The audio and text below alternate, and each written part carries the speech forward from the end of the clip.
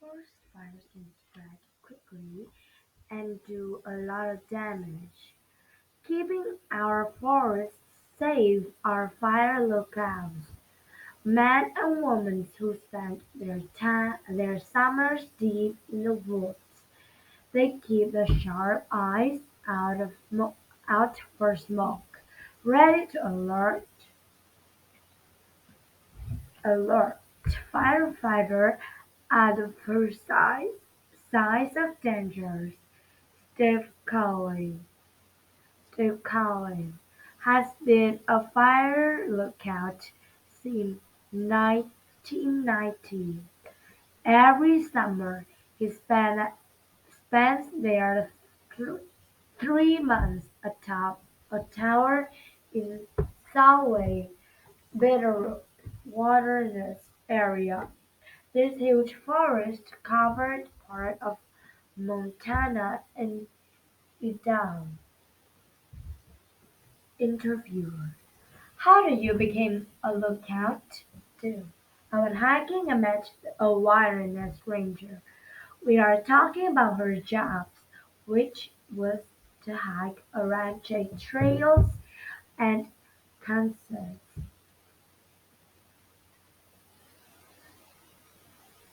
concerts. I thought that sounded like a great way to spend the summer. The Forest Service wasn't hiring any rangers, but they had a fire lookout quit that morning. I went into the ranger station and asked if I could be a lookout. It was a symbol in those days. Interviewer: What is your station like? Are there are there different types? Steve: My lookout is a wooden tower 50 feet tall with a cabin on top. It's 40 by 40 feet with a peaked roof and decked around the outside of it.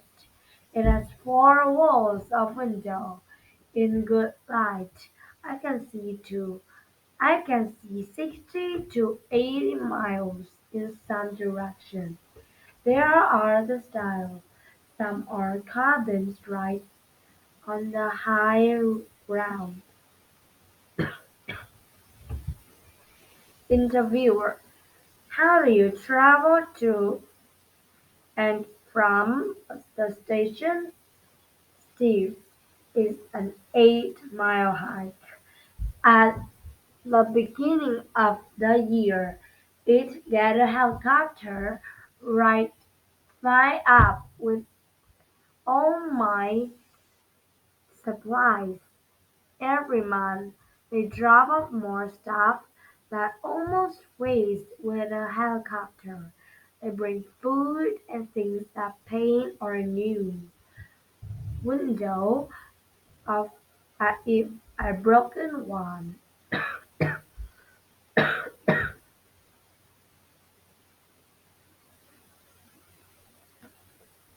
What is a day at a station like? Steve: I wake up when it gets light, which is what happens when you have 4 walls of window. First thing in the morning is a good time to take a look around. You might spot a small fire that you can watch for later in the day. After this first look around, a hike about half a mile to get water from a spring. Then I make breakfast. The forest ranger will check in the radio and read the weather.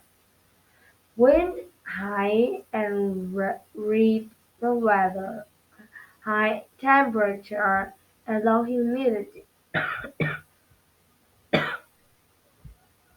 are the things that worry firefighters the most because they can make fire worse.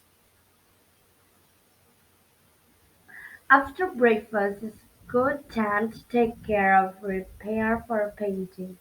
In the afternoon, there are more likely to be fires as the day warms up. When my 8 hour duty duty day is done, I'm free to take a hike or whatever I want. I'm a musician and I bring several instruments and practice while I watch. If I get if I get a spell of wet weather, I'll read books. In the evening I come back up, cook dinner and watch the sunset.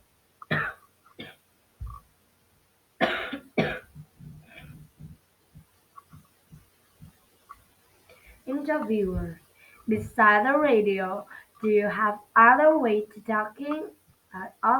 of talking to people? Steve: cell phone don't work on my tower. It don't have internet. Some other tower have both.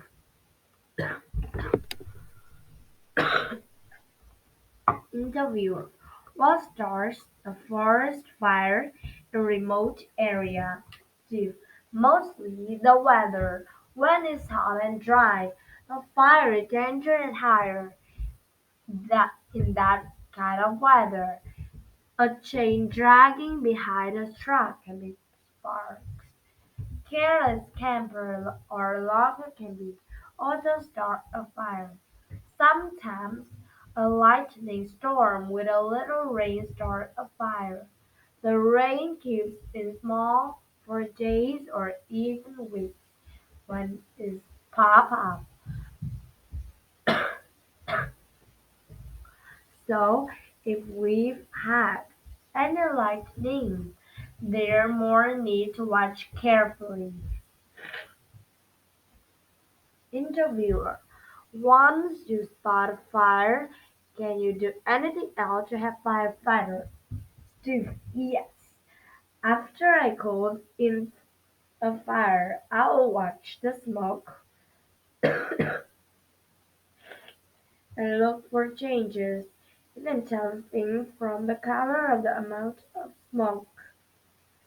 White or light blue smoke is a small fire and isn't as hot as a fire gets bigger and hotter. It goes from white to blue to brown to black. If you can see the base of the fire, you can also talk about how it's moving. Interviewer: have you ever had to escape a fire? Yes. It happened 3 times, twice on Bear Mountain Lookouts. I had to leave the tower in 1994 and then again in 2012. The tower didn't burn either time. It wasn't really scary until I was flying away in the helicopter afterward. Then the danger I was in hit me.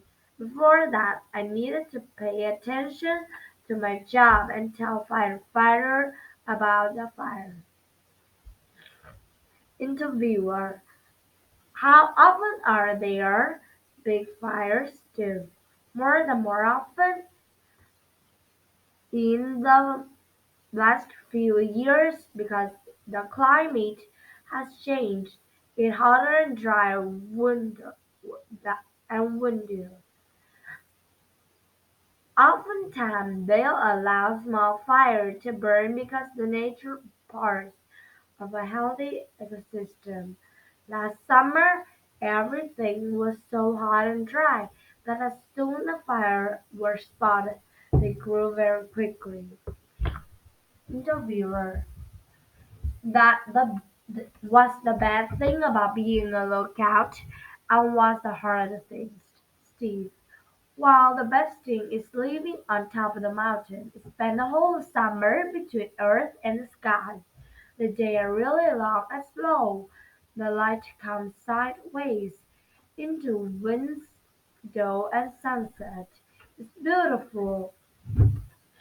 The other really wonderful thing about being a lookout It's helping to care for the land, taking care of nature and making sure it's cared in the future.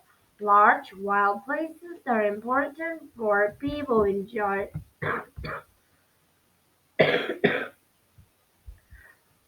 recre- recre- recreational re- recreationally. They are also where our drinking water comes from and where oxygen comes from. We need to protect our environment. Helping to care for that is really great feeling. One of the hardest things is coming back to the world after summer. It's hard to leave my family and friends. But then coming back is so jarring.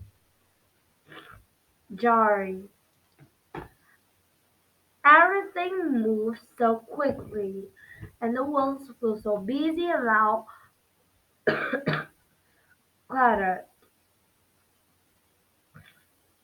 You get used to be quiet.